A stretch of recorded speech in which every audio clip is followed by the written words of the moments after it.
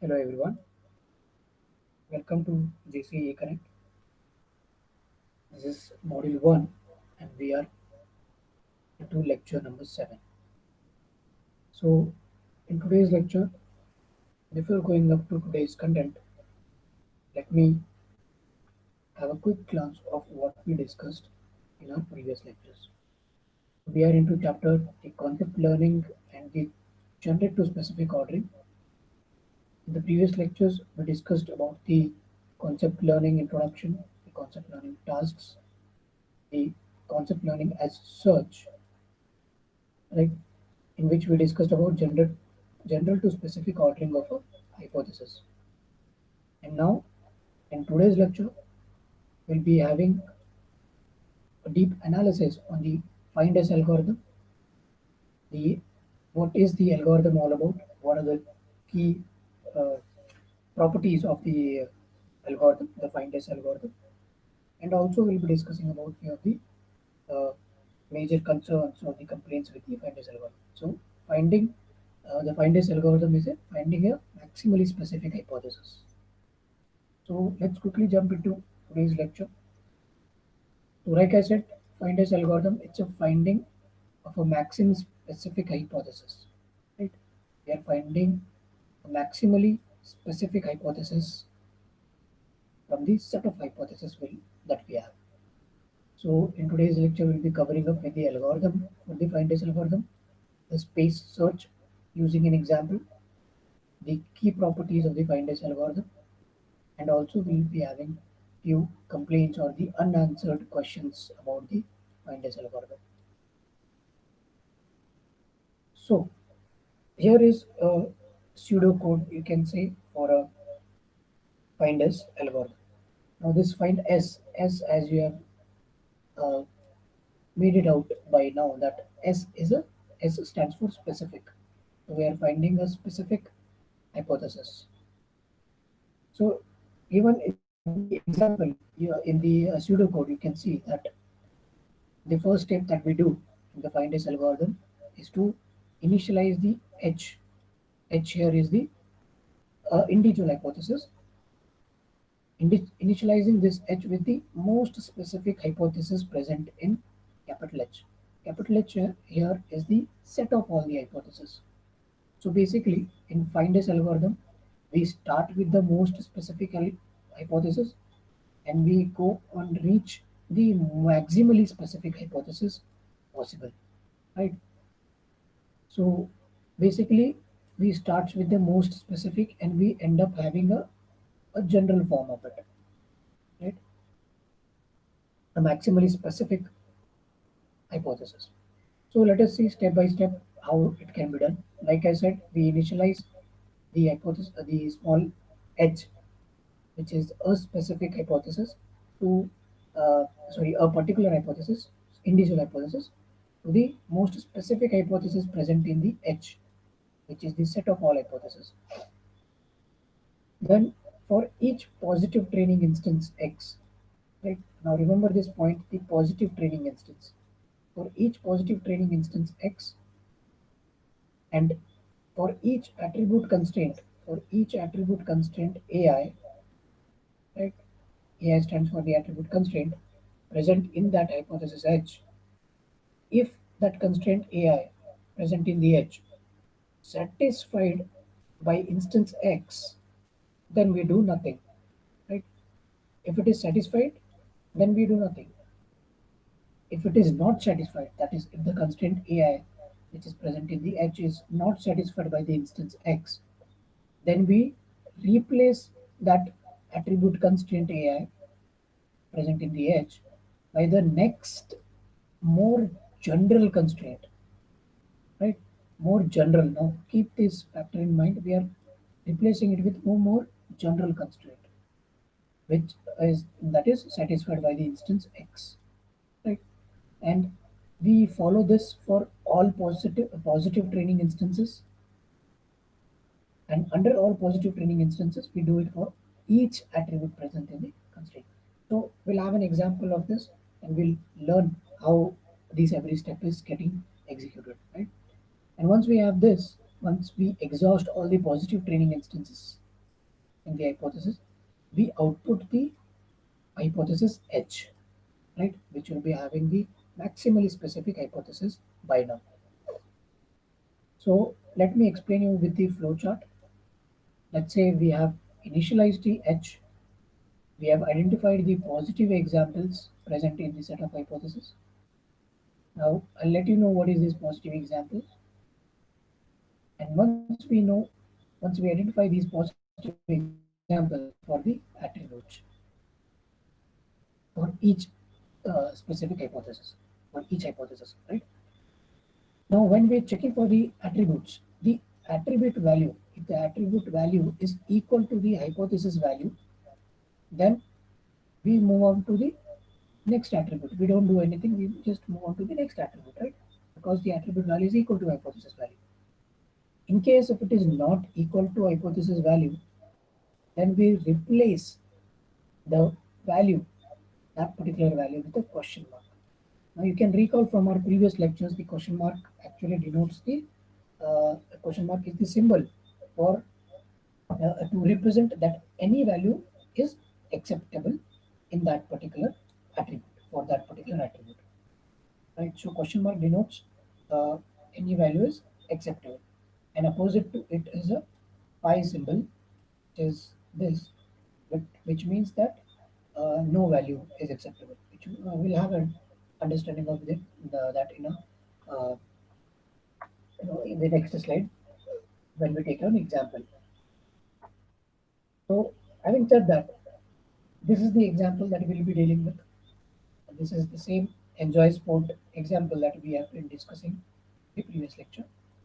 So, as you can see here, we have four hypotheses here, right? Four training examples available here. Now, you can see we have three training examples as positive and one training example as negative. So, when we are tracing into the find S algorithm, what we do is, let me go back to the algorithm and show you. We initialize H with the most specific hypothesis, and for each positive, uh, please understand this particular statement here. For each positive training instances, we do this task, right? And in fact, which means all the negative training instances, we are just ignoring them, right? So finders algorithm basically ignores all the negative training examples. So let's say we assign H with the most specific hypothesis, the most specific hypothesis wherein phi symbol, as I mentioned, the phi symbol is the symbol for which denotes that no value is accepted. So it's a very specific hypothesis, right? Now, the first instance, the in the example here, as you can see, the first example, the first training example, when this when we execute this statement, that is here for each positive training example. So now our positive training example is the first one. We are executing the first. We are going to execute the first one. So for each positive training example, now we know that first one is a positive example. So it's a yes. So for each positive training instance, each attribute constraint AI in the H, if the constraint AI in the H is satisfied by X, then do nothing. If it is not, then replace with the next general hypothesis. So once we execute this first training example, the this hypothesis, the most specific hypothesis, it gets replaced by this hypothesis, right? So it's replaced by this hypothesis. Now these values, this H will have these values, right? So whatever the first example was the, in the first example, the first attribute was the sky attribute. So sky is sunny. Then we have air temperature as warm. Then we had humidity as normal, wind as strong, water as warm, and forecast same. So first hypothesis is assigned to it. Now when we execute to the next statement in the algorithm, let me move back to the algorithm. Right. So for each constraint, when it's satisfied to nothing, once if it does not satisfy, replace it with a next more general constraint. So when we move to our next training example, that is second, which is also a positive example. Yes, so yes, it's a positive example. So we are going to consider this example, this training example, and when we see there that the first attribute value is same as compared to the first training example. Also in the second attribute it is same, that is warm, but in the third attribute value is changed. In the first training example, we had normal as humidity, but in our second training example, we have high as humidity, right? So the value here is changed, and the other attribute, wind is strong as it is, water is warm as it is, and forecast is also same as it is, right? So only the third attribute in this second training example is changing. So you can see here it has been replaced with the more general uh, constraint, right? So because it doesn't satisfy the third attribute value was not satisfying, we replaced that attribute constraint AI present in that edge with the next more generic constraint, general constraint. Now general constraint here is the question mark because question mark denotes that any value is accepted, right? General, any value is accepted. So the third attribute value will be replaced with the question mark. Yeah, right. So we have not yet completed our full training example. We are just in the second training example, right? We have done one, we have completed second. But when the algorithm, finders algorithm encounters the third training example, since it is a negative training example, it will ignore it. It will not consider it because as discussed in the example, we'll be only taking the positive training constraint, positive training instances, right? We'll be only identifying the positive examples, right? So the negative value, that is the third training example, will be ignored. So moving on, when we come to the fourth training example, which is again a positive example, so we have to consider it.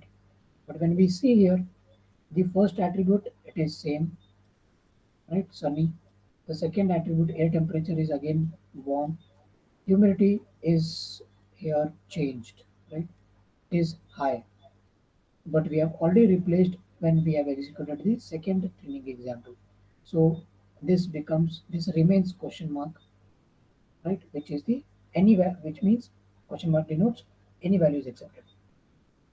The fourth attribute also remains same as in case in the training example one and two.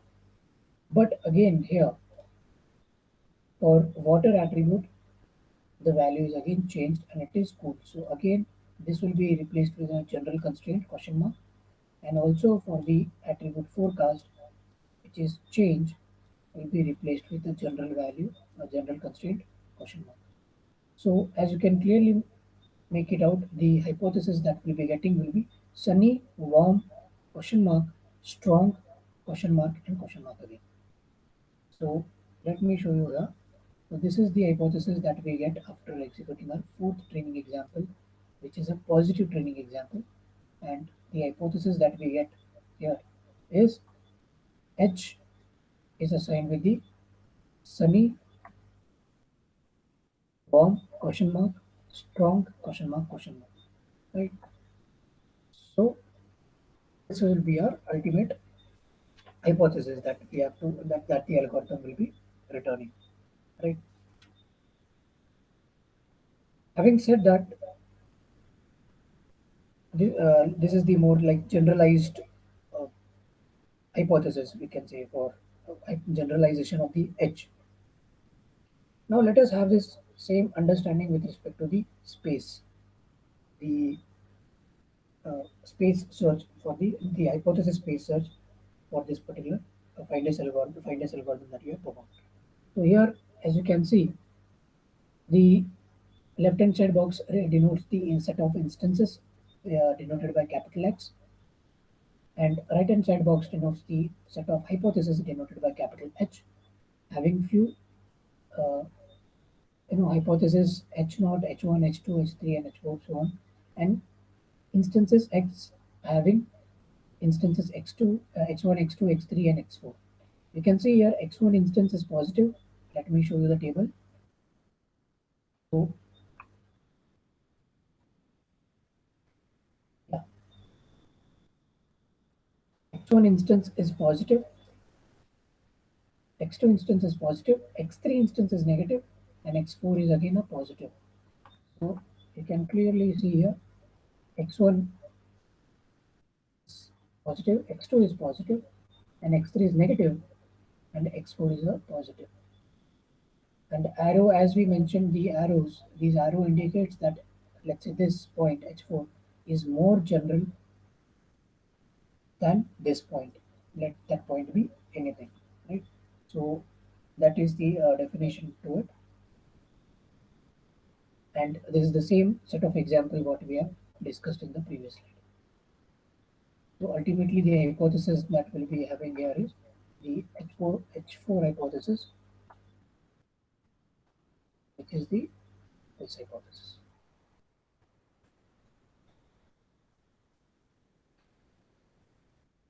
The this hypothesis that we get right after executing a fourth training example, which is a positive one. So sunny, warm, question mark, storm, question mark, question mark.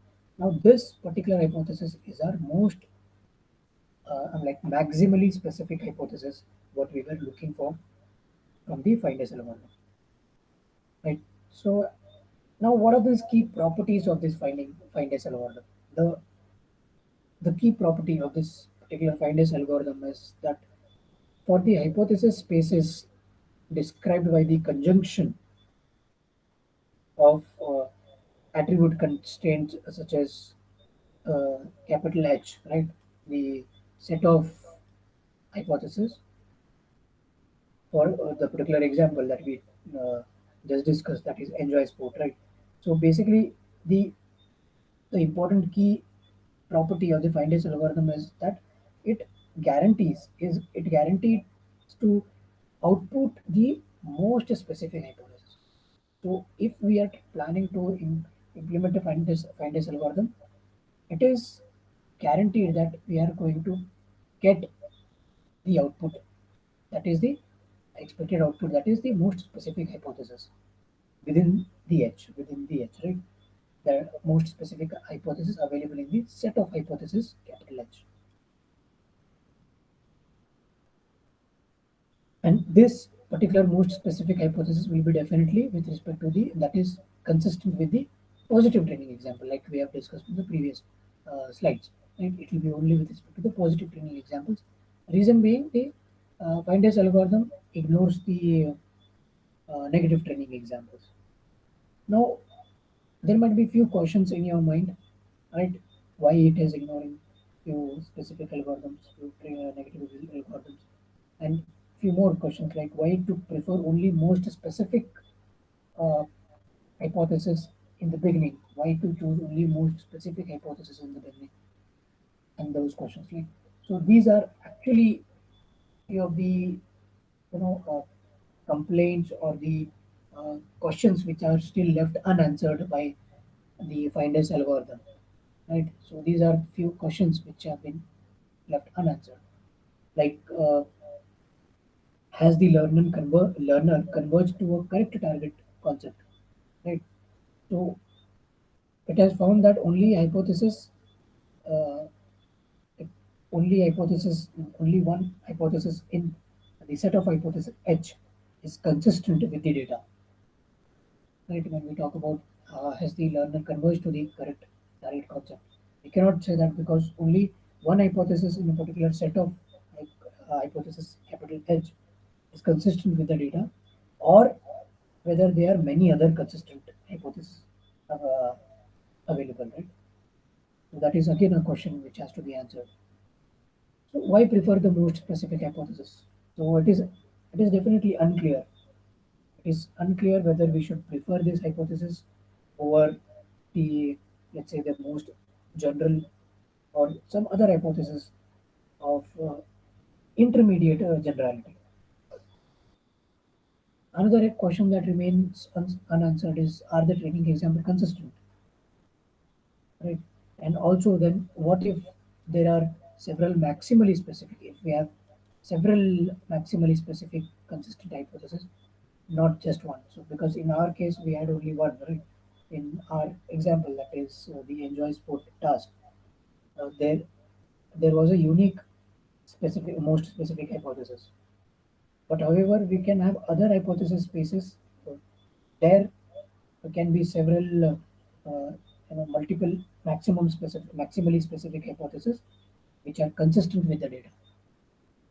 So in that case, the findest algorithm must be, extended or revamped to allow uh, it to backtrack into its choices of how to generalize the hypothesis. So having said that, uh, let us quickly understand the whole concept. Again, let's have a brief understanding what we discussed in today's lecture. We discussed what is an algorithm, the finders algorithm, which is the algorithm for finding a maximally specific hypothesis. We define the hypothesis space search for it, the key properties of finders algorithm, and also we had a discussion on what are the questions that remain unanswered with respect to finders algorithm, right? So here is the finders algorithm. So if you have any doubts, anything with respect to this, the flowchart of the algorithm, this is the training example, the working of the stepwise execution of the algorithm, taking an example of enjoying sport, water sport, then the space search, hypothesis space search for that particular hypothesis, the finders algorithm, the key property, that is it is guaranteed to have an output of the most specific hypothesis. But again, this comes up with a few questions which are unanswered. So, having said this, if you have any doubt, anything to be asked, you can post it in the comment section below, or you can ask in the WhatsApp group, or you are free to ask in the our Google Classroom that we have created.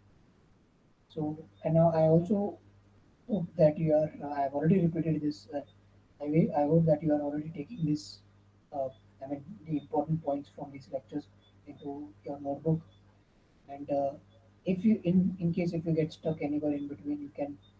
Uh, this video will be available on YouTube or JCE Connect channel, and you can revert back to wherever you have stopped or wherever you have not understood. You can note down the important points that you have you know felt that are important from this slide. So if you have any kind of query or anything, feel free to post it in the comment section or in the WhatsApp group or in our Google Classroom. Right. So with this, I'll conclude the lecture. Stay tuned for subsequent lectures. Thank you.